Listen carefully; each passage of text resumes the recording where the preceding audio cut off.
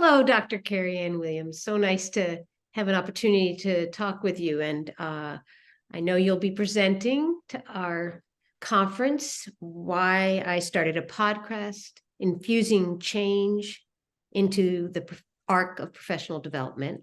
Such an interesting topic. We've never had that before. How this topic is pertinent to educators. This project started around a time in my life when I was trying to actually recover from burnout. And I think a lot of professionals can identify with getting to a place in their career where they start to feel very fatigued and maybe even question whether they should still be in that field.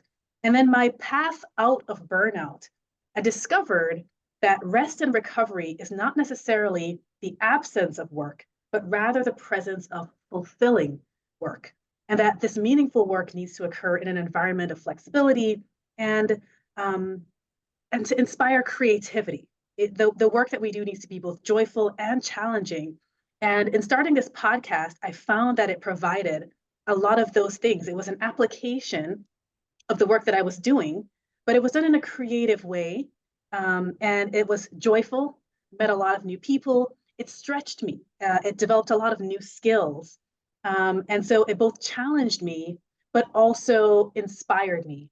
And I wanted to share that process with educators because sometimes in our work, we can just get to a point where we're going through the motions, and infusing change and creativity can reinvigorate us and kind of reignite the passion that we have for the work that we do.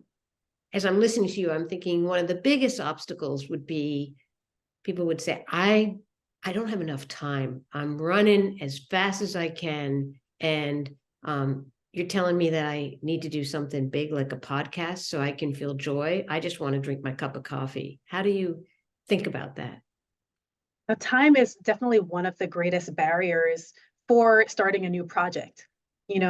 Some of us have the luxury and the privilege of being able to reduce our hours, but many of us are full time.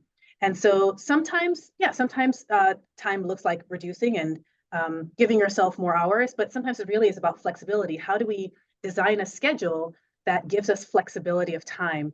How can you think about a project for yourself? So that might be a podcast, but it might be something else. But designing a project that is on a schedule that makes sense for you.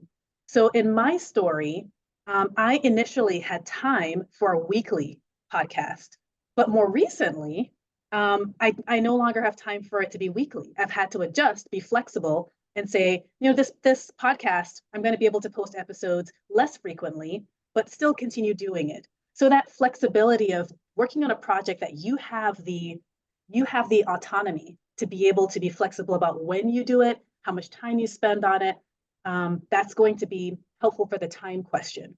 How else do you think you might help us understand how building this helped you address burnout?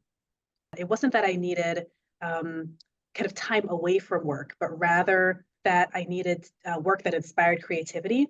I think in particular relevance to the work that I do at JRI with trauma and also I work primarily with families and youth of color. And my podcast is called Black Mental Health Matters. It's really addressing disparities in mental health.